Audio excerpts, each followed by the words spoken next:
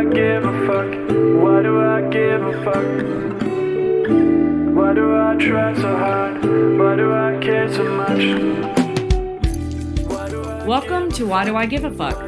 A cross-cultural conversation between myself, Diane Tate, and Johanna Thompson. In these times of great struggle and possible shift, we ask ourselves, why do we give a fuck about any of it? How does the lens we see the world through impact what we see? And what do we do about it? Thanks for joining us for part 2 of the discussion. The conversations that we're having are not making any headway. We're rolling back to now that we are addressing and naming white supremacy and all those things. I'm experiencing it as white supremacy becoming more emboldened about, well, yeah, we are here. And yeah, we want our children to learn this and we want y'all to fall in line. Yeah. And this is how you make America great again. And what's wrong with the way that we have been existing? Because everybody's been existing in the way that we've set up existing to be. And so like that's what I'm experiencing. I'm not experiencing, oh, we need to check in. We see all the harm. There's enough for everyone to go around. Let's figure out a way to like actually evolve humanity in a safe and healthy way. That's not happening with us being able to actually name thing that's really harmful. Yeah. So that's real for sure. Yeah. I don't know what the answer to that, or at least I don't know where the turning point is for whiteness on that. You know, I do believe magical Negroes. Okay. Y'all need to all find one. Find a magical Negro. Find a magical Negro and see if they're willing to sign up for that duty. And, yeah. No. I don't know. No. You asked me if I thought you were a magical Negro, and I put the thing back to you. Do you feel like, based on the definition that the movie gave, do you feel like that is a role that you fulfill? I think that I've definitely played a magical Negro, and in my circle of friends, I mean, the joke would be that that's who I am because I engage whiteness so much. Yeah, I don't really engage it with like anger or anything like that. It's more curiosity, like I'm curious because I also am coming from a place of, are you really hearing yourself? Yeah, yeah. And then a majority of the time when I ask a reflective question like that to someone, they weren't hearing themselves because they didn't have any concept of it. So, yeah, you know, I'm a parent, and so it's, you know, well, I didn't mean to like make whiteness like infantile or anything like that. But in parenting, when somebody doesn't know, you're not gonna discipline your child when they don't know. Now, after they know, discipline is all day long. But when they don't know, and you have to gauge whether or not they know, and then offer some input. I don't think that that's for everyone else. Right. And I know that there's a lot of people who say that they would not be able to tolerate the level of patience that I have with folks. Mm-hmm. So it's something that I feel is necessary to be like, to be kind of magical, to be like, hey, let's check in with what it is that you got going on over here because it's creating a lot of harm. And so let's try to reverse it. Let's try to kind of get to the core of where you're coming up with these narratives and this understanding so that we can have a more intelligent conversation about why you're behaving the way that you're behaving. And half the time it's an aha moment. More than half of the time, it's just like, oh, I didn't realize, or whatever. See, and I think I see that as like an extension, if to use the movie as a reference, I see that as an extension to what the movie talked about. So the movie talked about calming down whiteness. You know, their white tears meter is off the charts. We got to calm them down so that, you know, everyone stays safe. And what I just heard you describing, what I know you've done with me and probably many other white people over the course of your lifetime, is reflect back to us what you've heard us say so that maybe we can hear a blind spot that we were just, you know, espousing and unpack it a little bit. And to me, that's even a step further. Mm-hmm. It's not just okay, let's get your white tears meter in the green so that we can all breathe. And then the extra step is the reflection, because you could just stop at getting the white tears meter back into the green. Okay, we've dodged that, but then the next step of offering that reflection to engage and hopefully help us understand better where our blind spot was, if it was indeed a blind spot, and unpack it so that maybe we don't move through that as blind the next time.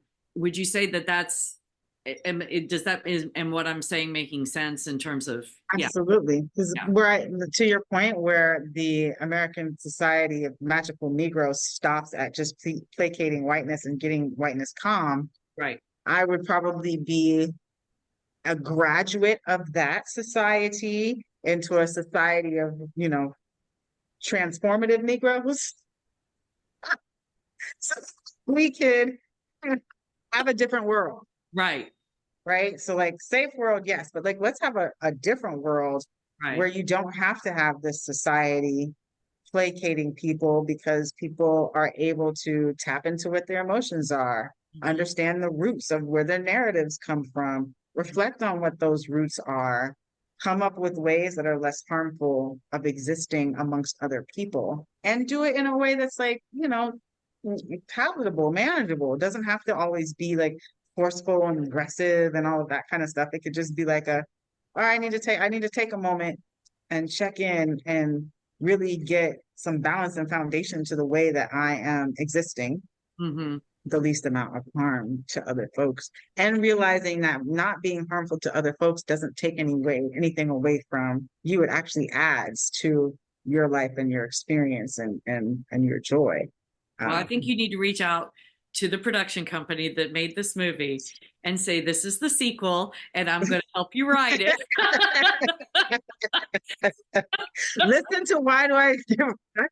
Yes, yes. And then you can see Because I think how we that would have be, I transformative mean, in terms conversations. of movies, I Yeah, personally, I hate sequels. I'm always, yeah. there rarely have I seen a sequel that I thought was well done. They usually stink. But I think that would be a great sequel to take it to that next step of, let's now learn how to, because that's something that I'm learning how to do, and I'm not very good at it. I'm not.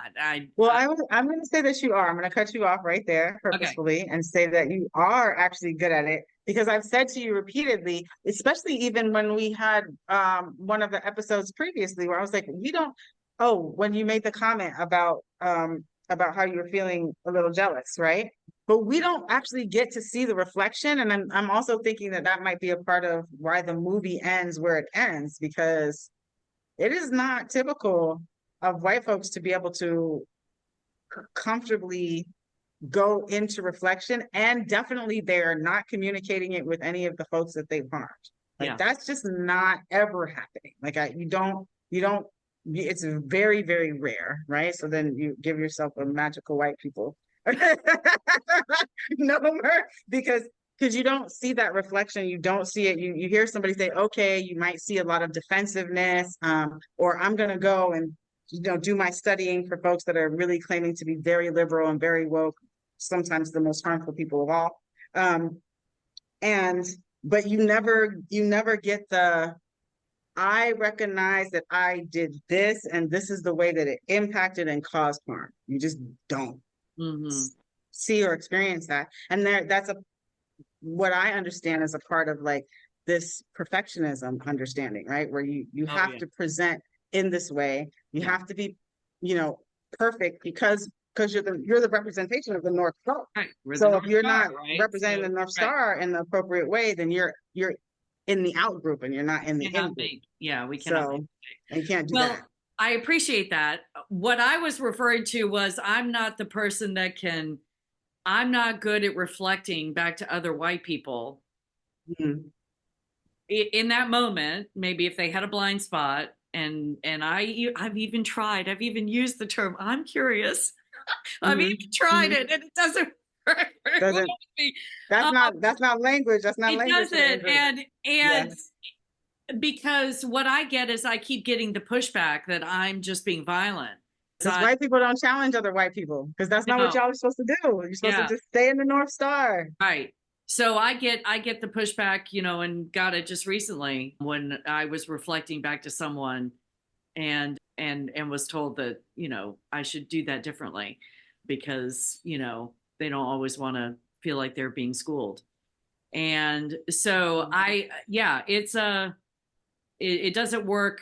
That's the part that I was saying I want to be better at, is how to have those dialogues with other white people when their white meter, goes off, get them calm, and then reflect. The next piece of that is to reflect back. I'm not good at the calming, because the calming often is, I just don't, I need to develop that skill set because I'm not very good at it, because I just want to smack them and go just snap out of it. Remember Moonstruck?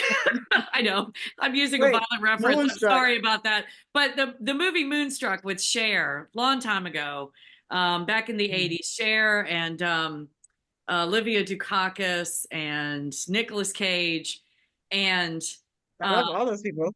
and Cher, Okay. Nicolas Cage is having a meltdown, and Cher slaps him, and she says, "Snap out of it." That's my metaphorical white reaction to people to their white tears meter going like this. I'm just like, metaphorically. I don't hit people. Metaphorically. Put that disclaimer out there. But I don't have that patience. And then when I try to reflect back to them, they don't want to hear it. They have, I guess, because of the difference in the dynamic of white person to white person, they feel like they can say, well, you're just being rude or you're just being violent. Mm-hmm. I think you should take a nonviolent communication course because you don't know how to be nonviolent. You don't know how to talk to us. Yeah. No. So that's the part I was saying I'm not very good at, but yeah, I am learning how to be, and you've helped me with that. So thank you, my magical friend. You've helped me figure out how to do the reflection piece, and to not, that I'm not going to die, that it's okay. And it used to be I would have to go crawl in a hole. That's how it's different for me now. In the early days of my awakening, I would have to go crawl in a hole for a week and not resurface to process my, oh my godness, my white tear meter would be, for a whole solid week. And now it's more in the moment. Sometimes I still have to disappear, but it's not quite as long. And yeah, to the point of what we were able to witness and experience in the movie is the conditioning that happens with non-white folks about how to exist in mixed company. I kind of opened that up before, right. But it's like, I've been in situations where, folks are being really accommodating when some heinously horrible things are occurring. And there is, to the point of the folks in the society, that if there's one person that's non-white who's just like, oh, well, I wasn't bothered by it, then that's what is going to be gravitated towards, right? By everyone in community. Is like, oh, if Johanna is mad about something, but Carrie is not mad about it, who is also identified as Black, then it's just Johanna being angry for no reason because Carrie's not bothered by it. You know what I mean? So, and that's what the default becomes. I mean, there was a moment in the movie because whiteness wants to know that there's a Black person that doesn't think it's bad. That's why you keep seeing which is what Trump is using. But what you see Trump use, like when he identifies a Black person or any non-white person that's on his team, on his side, they get highlighted like, yo. Oh yeah, they get center stage. Center stage. There was a gentleman, it was a Black man. He was talking about how sometimes you just got to kill people. Sometimes you just got to kill them. People just need killing. And I don't know if he was talking, I know it blew my mind. And I don't know if he was talking about Palestinians or if he was talking, I don't know exactly what the framework was, but he was kind of billed as a MAGA mindset human who happened to be a Black man who was talking about sometimes people just need killing. It's just, and I was just like, What? oh, And that messaging is being highlighted and as centered and so whiteness is and going to see that and go, see, mm-hmm, he says mm-hmm, that it's mm-hmm, okay, so it must mm-hmm. be.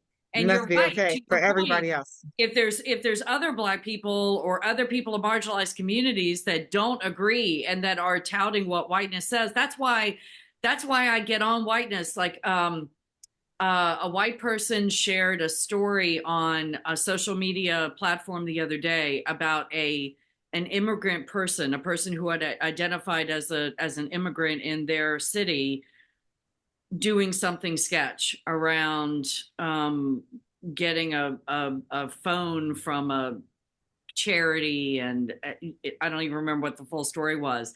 And Mhm. I considered reaching out to him. My instinct was, why are you even sharing this story? I'm not saying it didn't happen. I'm not saying your experience with this wasn't real and it actually did happen, that this person did this thing, but why are you even sharing the story when the major narrative is that these immigrants can't be trusted, that they're working the system, that they're doing all of these things? You're being violent by sharing this story. And I'm not saying that whiteness should ignore or explain or excuse that kind of behavior, but we have to be mindful about feeding the narrative, because whiteness will look at that story and go, see, they're all See, working the to system our and they point. all deserve to, that's like the second level to me of whiteness's responsibility for what we propagate into the world, even if we have experiences that are less than stellar with a marginalized group that has a narrative woven about them that they're all lazy or they're all this or they're all that. I have a responsibility as a semi-awake white person to not further that narrative you know, Highlighting it. by highlighting it, right? Yeah. Even Mhm. if it is my lived experience, I don't need to say it out loud. It doesn't Mhm. serve And it any. is a case study, right? Because you're not Mhm. talking about all the other migrant people who you've Right, come into contact with who aren't participating in whatever was going on right. with the phone, But right? whiteness will take that story and And run with and it. that will be what the story. It's Yeah. interesting because on my algorithm there was a white identified folk that started their little video with somebody spewing data about African American Black people. Okay. And then the video cut to the person then reading all of the demographics of white violence against white violence, uh, health, use of food stamps and all of the benefit programs and all of that kind of stuff. And the percentage was so much higher, and it's going to be higher because there's just more White recorded people and black white people. identified people Yeah. in the US. So we know that if we're looking at data Have to look at appropriately, it's proportions. going to be Right. higher. Yeah. Right. But to see that and that not be what the center of most narrative about violence and harm in communities is happening, there's no balance of communication about that so that people can have a more broader um, uh, observation, because it's purposeful, it's targeted, it is creating these narratives. And the people that are in leadership in the US right now play directly into Oh yeah. all of those narratives, especially during election time, which is what we're seeing. We're seeing uh, uh, all of this miscommunication. It really is miscommunication about what the realities of systems and institutions that we need to change in the US are. I think of Trump, and his white tears meter is always off the charts, like all the time, right? Because he's always upset about something. And if he's not, he probably wakes up in the morning and says, what can I be upset about? Because that's just how he moves through space. And I used to complain all the time when I was in high school. And I remember telling an adult that I hung around with and talked with a lot, I said, if I didn't have anything to complain about, I wouldn't have anything to say. That was the energy that I moved through the world with. It was trauma based and all of the things, and teenager and hormones and all this stuff. But that's how Trump moves through space is, so his white tears meter is, Biden gave a stump speech at a visit in Charleston, Mother Emanuel, which is the church where the 9 souls were murdered by the white supremacists. And he was talking about, he wasn't talking directly about Palestinians, but there were protesters in the audience that at a choice moment in his speech, talking about him helping people that were starving, or I don't know, it was a relative connection to what was happening in Palestine at the time. The Palestinian supporters stood up and they started, calling for an end to the genocide and all of that. As they were being escorted out of the church, the rest of the congregation started chanting 4 more years. And when I saw that, and it was largely a Black congregation, there were a lot of white people in there, but it was a lot of Black people saying 4 more years in response to Palestinian protesters asking Biden to stop supporting a genocide of Black and brown people. And I remember watching that thinking, they're placating him. This white man does not need you to make him feel better in this moment. These protesters stood up, and at a moment in his speech where he was talking about helping people and being benevolent, they reminded him that he wasn't indeed doing that to Black and brown people on the other side of the world. And the rest of the congregation felt like they needed, his white tears meter was doing this, and they felt like they needed to bring him back. And I'm probably going to think about that white tears meter now anytime I see a white person getting upset, because Trump feels like he's got to be placated all the time. In fact, he's exhausting. No, he demands it. Huh? No, he demands being placated. So yeah, Trump comes from a different place. If you're not doing what he wants, you're not a part of his nothing. Right. He's very clear about that. Either you're on my team or you're not. And I have no consciousness about you beyond that.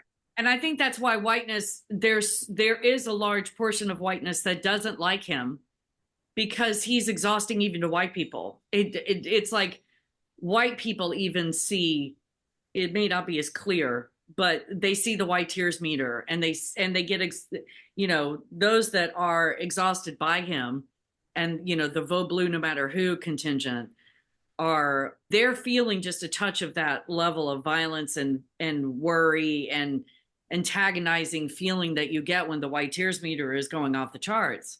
But they don't see that Biden has that. And that's the blind spot that is, I think, so important to try to get people to, and I've tried to reflect that back to white people. And that's when I get told that I'm being too much, because they don't want to see that Biden is just as violent, He just doesn't rock their world the way Trump does.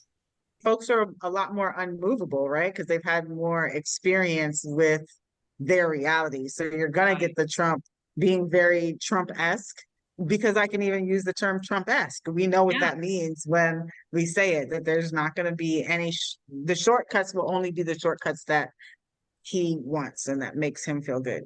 That being said, but the reality of what the Trump election showed is that folks were saying that they were woke. They were saying that they were exhausted by Trump, especially white women, but a majority of them went and voted for Trump anyway. And so that's, again, goes back to that you never really know when you're dealing with white folks what the real is, because you're gonna get a persona, you're gonna get a performance, that's supposed to be like professional and even keel and balance. Like those are the virtues that humans should aspire to, but that's not human. That's like, those are not human attributes. Human attributes are feeling, our responsiveness, our fight and flight, it's not this kind of stoic, unmovable, supposedly logical, unreal being. And we're almost, we have Siri now telling us how to talk. Yeah, I know. I think in metaphor. So to use your North Star as whiteness metaphor in the context of what you just said, something that occurs to me is that the whiteness that Trump wants has a different flavor than the whiteness that Trump's supporters think Biden wants. So explain that to me. What you mean? It's awakening in me just as I'm saying it, so I don't know if I'll say it clearly, but we were talking about whiteness as being a North Star, that like there's only one version of that whiteness, right? And then you you hear about the division within whiteness itself between which form of whiteness do we want? Do we want the Trump version of whiteness, which is out loud white supremacy, out loud, yes, I'm going to be a dictator and you're going to love it, kind of whiteness, versus the Biden whiteness, which is can be couched in, well, I really do care somewhat for other marginalized communities. I don't want to be a dictator. I don't want to, but it's a massaged kind of whiteness. It's still, the end result is still power and dominance, right? It's still, I still want to be in control of everything, but I'll entertain the idea of giving rights to different groups, and I'll entertain the idea of not. And I'll so tell you I'm entertaining the idea. I'll tell you about entertaining it, but I won't actually follow through on the support to the thing. Yeah. So when you were talking about white women and how we voted, I think the numbers were, we voted 51% for Trump the first time and 53% for him the second time. So in the 4-year span, watching his intentions come to fruition, more of us showed up to vote for him the second time than the first time. And yet that secrecy that you were speaking into about how we will demand that we want, how dare he undo Roe v. Wade, and more of us are going to vote for him the second time.